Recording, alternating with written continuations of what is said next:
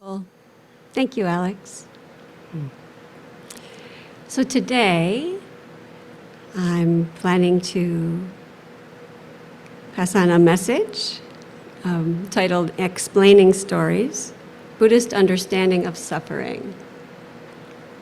And I bet will get recorded. Is it recording already? Whoa, I didn't hear that woman's voice say, recording has started. Okay. So first, thank you all for being here today. It is a joy for me to be here. So last month, Bucky Beach spoke about explaining stories and about the Christian understanding of suffering.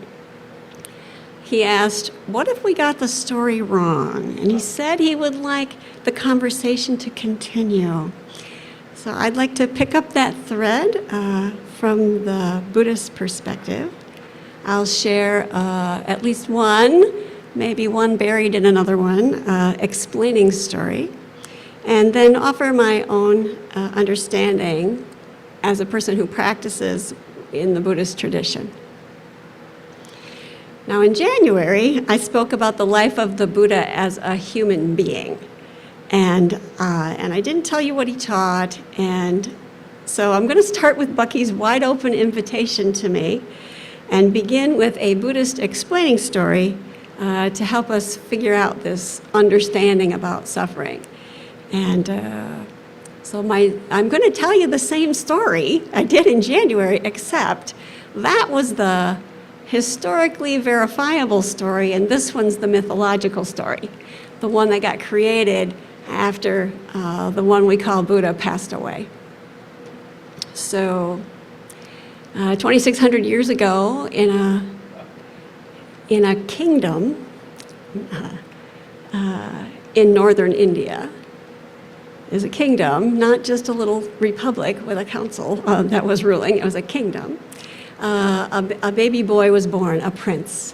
And many people came, wise people came, and they prophesied that this baby would grow to become the greatest ruling king that the known world, to those people at that time, had ever seen. Or he would become the greatest spiritual leader of the known world at the time. And his father, being a dutiful king and really loving the kingness of things, said, oh man, the greatest king? Oh, better than me? That's what I want. I don't want him to be a spiritual teacher. I want him to be a king, have all that power. And so then his advisors came to him and said, you should try this, you should try that, you should try this, you should do this. And the thing he decided on was he was going to shield this prince, this infant prince, from any and every unpleasant anything, to provide every hot and cold running women and song and jewels and whatever it is that kings enjoy having, every luxury, every privilege. And because then life was so great, he would never even be tempted to go do anything spiritual, which has nothing to do with ruling a kingdom. So they did that. They did that. They say that when the flowers were blooming in the palace grounds, and there were many palaces, by the way, in the palace grounds, that the gardener would trim the flower away as soon as, or probably before, it started to wilt. They were not to offend this young prince's sensibilities in any way. He would witness no suffering of any kind at any moment. If someone became sick in the household, in the servants, the hot and cold running servants, that person would be whooshed away, hidden, shielded, not be seen by our prince. So, having never seen anything unpleasant,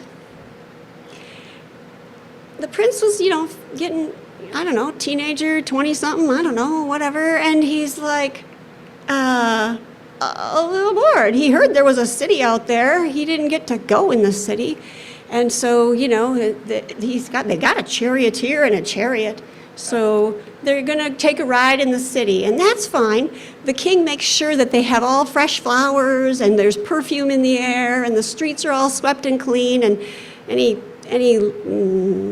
homeless people or whatever are, hidden, whatever. And so they're going to take this path through a certain part of town, so it's all just right, according to the king's viewpoint. And there's two versions of this story. There's just one chariot ride, or there's four. But there's going to be four things that, despite the king's best efforts, our beautiful Prince Siddhartha is going to see. And the first thing he saw was, it may be down a side alley that didn't get quite covered up, I don't know, was a person who was bent and gray and wrinkled, like lots of us in this room, wrinkled. And Prince Siddhartha had never seen such a thing. And he says to his charioteer, whose name is Channa, he has a name, might have been a real person, Channa, what is wrong with that person? What? Oh, well, he's just old. He's an old person. Everybody gets old. Whoa, everybody? Yes, everybody gets old. And Channa was actually a very kind person in all the stories. He was very kind. And that hit him like a ton of bricks. So either later in that ride or on the next ride, he sees a person who is extremely ill, lying by the side of the road. Fevery, red, possibly vomiting. I don't know. How do you tell someone is sick? But he sees a sick person, very ill. And he says to Channa, what is wrong with that person? He says, oh, that person is sick. They have an illness. Well, what is it? What is it? He says, well, everybody gets sick. Whoa, that's going to happen to me. That was going to happen to me. This is going to happen to me. Everybody? Yeah, everybody. No one can avoid becoming sick. So the third sight that he sees, this trip or a different one, is a funeral procession. And in India, they have a litter, and the corpse is wrapped and is being carried. And there's a procession of mourners, behind, possibly wailing and whatever. And they're going to go to the river, and they're going to set on a raft. They're going to set the body on a raft, and then they're going to set the raft on fire and shove it out into the river, and it floats away and burns away. And that's their method. That's, I believe, still done today. That's their method of sending off someone. And again, this hits our hero like a ton of bricks. And the fourth visit that he sees a holy person, a wandering seeker, like I talked about before a couple months ago. That these people were highly valued in society. Now, he's been shielded from society, but these people are highly valued. And what is that? Everybody dies. Oh, no. Oh, what is this? This is a person who is seeking the truth. And probably Channa explained a little bit about those folks. The Siddhartha goes home. He is so disturbed by those three versions of suffering. And after some contemplation, he is very inspired by the hope presented by this seeker. And in his mind, it is, man, life is full of suffering. This is and people are wandering around like it's nothing, like they don't care. And I have to find out the truth. I have to find a way to deal with this, to solve the problem of human suffering. This is just no good. I have to find a way. Somebody out there knows. I'm going to find out. So he's 29 years old. He abandons his life of privilege. He sneaks out of the palace in the middle of the night with Channa's help. Cuts off his hair, which is a symbol of being royal. There's all kinds of details they have about that. And what he does is he spends 6 years studying with the greatest masters and mastering everything they have to offer. And he mastered it. He became as good or better than each of these teachers. And they were all real teachers, and they had real names and so on. Meditative practices, yogic practices, that kind of stuff. And after being with these great masters, and it's not working. It's not helping. He can do all those fancy things you can do with deep meditation, but he hasn't solved the problem. So, okay, I'm going to do what those guys are doing. Those seekers are ascetics. They don't hardly eat. They wear hardly any clothes. They never go indoors. They're exposed to the elements all the time. And he spent time with them until he nearly died of starvation. And so when he's nearly dead, he says, man, this isn't working either. And he's rescued by receiving a gift of rice pudding and starts eating. He regains his strength, and he sits under a tree. It's a peepala tree, and we call it the Bodhi tree now, on a bundle of kusha grass, and he determines, I am going to sit here until I reach enlightenment. Until I solve the problem of human suffering, I am not getting off. And if I die here and my family, loses me, okay, I'm going to do this or die trying. And so the story says that he sat down on that bunch of grass under that tree at twilight and entered into deep meditation, deeper and deeper and deeper meditations through the night. They say that he relived or renew every of his past lives. They say that the Dark Lord, whose name is Mara, came and visited him, offered him temptations. Hey, be a power guy like your dad said. Be one for me. Be one for your dad. Just don't do that spiritual thing. And he had his horde of monsters behind him, and they flung their arrows and spears at him, and all the arrows and spears turned into flowers in midair and fell to the ground, making a beautiful array in front of him. That sort of stuff, that's our mythology, right? And they say that after these many deep meditative states and this inner struggle, as the morning star rose, boing, complete and perfect enlightenment. He had reached the point of resolving the problem of human suffering. And that's the explaining story, okay? So then he goes back to his ascetics and he begins to teach them. And this is where we'll take a look at our slides. Okay. And the first thing that he taught them was the middle way. Okay, so in the middle way, what he taught was to these, he went back, when he started teaching, he went to the ascetics that he had last left, a group of 5 men. And he said, extremes don't work. I lived the life of privilege. I lived the life of asceticism. It did not solve the problem of human suffering. It doesn't work. Avoid extreme views, extreme practices, extreme lifestyles. Just avoid that.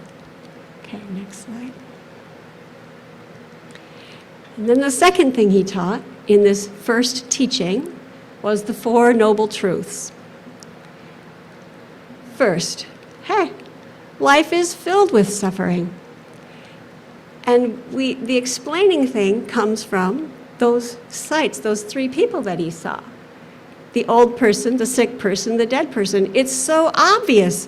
Hey, there is suffering. It's all around us all the time. It's here. Life is filled with suffering. And my teacher likes the word ill-being instead, but that's fine. And there are causes of suffering. And there are many, in the Buddhist way of thinking, there are many causes of suffering. Aging, illness, death, natural disasters, jealousy, judgment, blaming, many others. The three primary ones that the Buddhists always come to is greed, also called craving, desiring, attachment, wanting. That's the primary one. There's three main ones. The second one there is anger, hatred, aversion, and its many flavors, annoyance, irritation, etc., right? Those all cause suffering. And the third big one is delusion or ignorance, which is not understanding reality, which is how I interpret what the Buddha came to in his enlightenment time, was coming to understand reality as it is. So there are many causes of suffering. The third point on the Four Noble Truths is suffering can end, or well-being is possible.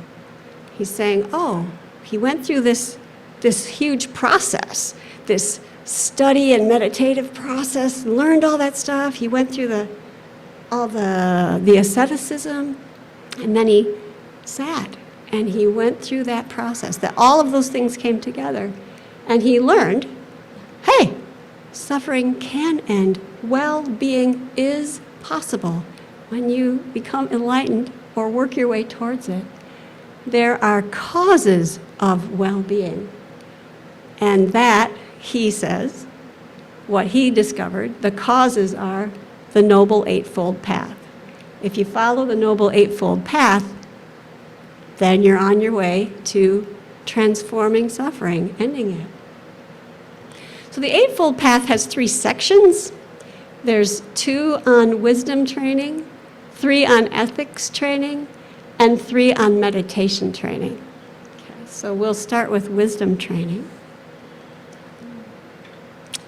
So when we say wisdom training, what we mean is developing a deep understanding of the interconnectedness of all things, of all beings.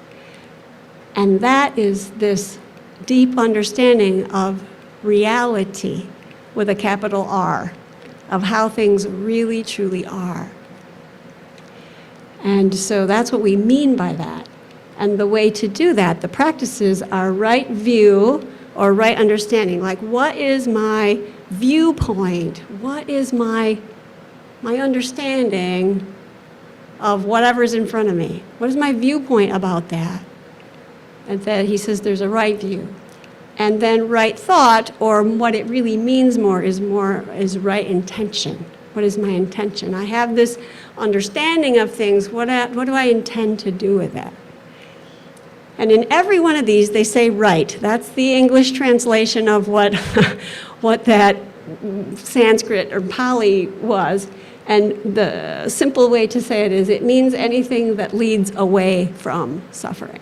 So anytime we see right in the Buddhist thing, it's not right and wrong, it's not right and left, it means leading away from suffering. Okay. So then we look at ethics training, and there's right speech, right action, right livelihood. Okay. And in meditation training, there's right effort, which diligence is probably a better word. It's to keep at it. To keep at it. In meditation, you need to put some effort and to keep doing it. It's so easy to let it go. Right mindfulness, which is attention focused on one thing. And right concentration, if you might or might not know the word samadhi, there's a lousy word to try to translate in English. Stillness, deep stillness might be a good translation. Immersion, into the flow of your meditation. It's not very easy to translate that one. So those are the trainings. Okay. And I think those are, okay, yay, okay. So, so we looked at the story, and then we looked at what the teaching held, and now we answer Bucky's question the best we can. So, some thoughts that relate to Bucky's message. Bucky used the term woke and the term wake up, and that really made me smile, because Buddha means the one who is awake. Okay, Bucky, I'm with you. He spoke about Eden and not being allowed back into Eden. And I would say from my own experience that being fully mindful, fully present here and now, basically equals being back in Eden. Okay? Fully present here and now. That, to me, that's true. And it's possible for anyone to be there at any time. That's a Buddhist message. There is no fundamental flaw, no original sin in Buddhism. There's just suffering, it just exists. And there's a way out. In Asia, it's much more common that people have a feeling of being basically okay. Not, I'm not good enough. That would be a weird thing. That would be a weird thing in Asia. Basically okay. I'm okay. Basic okayness. The Buddhists put a big difference between pain and suffering. Okay? Pain is inevitable. Suffering is optional. Pain is what is. Suffering is what we do with it. We could do something else with it. We could be with it, instead of tell ourselves stories about it that make us very sad and upset. Yeah. My teacher teaches that happiness and suffering are two sides of the same coin. That without happiness, you could not understand or experience. Without suffering, you couldn't understand experience. Without happiness and suffering, you need one to feel the other one. You need one to feel the other one. I'm getting ahead of myself. So my teacher usually talks about the toothache, right? You have the toothache. Oh my gosh, what would heaven be? What would paradise be? A non-toothache. And then you do whatever you do and the toothache goes away and the non-toothache day is heaven. It's wonderful. I just had a dear friend tell me that about headaches. I get a headache, it really impacts my life. It impacts my work. And maybe on the third day, the headache, I wake up and it's gone and the colors are bright and shining and the whole world is lovely and beautiful and being alive is a miracle. And then it goes away after a few hours or so, right? So you need both sides. The concept of good and bad isn't really a thing in Buddhism. There's stuff that leads away from suffering and stuff that leads to suffering. It's not, they wouldn't label it good and bad. If they used those words, they didn't mean that, they meant this. They meant towards or away from suffering. Okay. And probably because it's Asian, karma comes up. And the thing about karma is we all have the possibility of changing our karma in every moment, right? People have different ways of looking at karma, but karma means action and the result of that action. Every thought, every word, every action is karma. And in every moment we have choice. We have choice. So that is the good news of Buddhism. And it's also the bad news, right? Because we could choose to go towards suffering instead of away from it. So I'm going to close.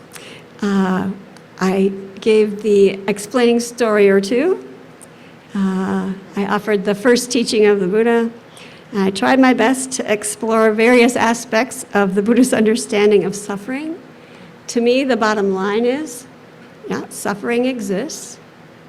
And in each moment, we have the possibility of transforming it into happiness, compassion, peace, joy, something else. We have that possibility. So I thank you all very much for listening to me. Carol, bowing out.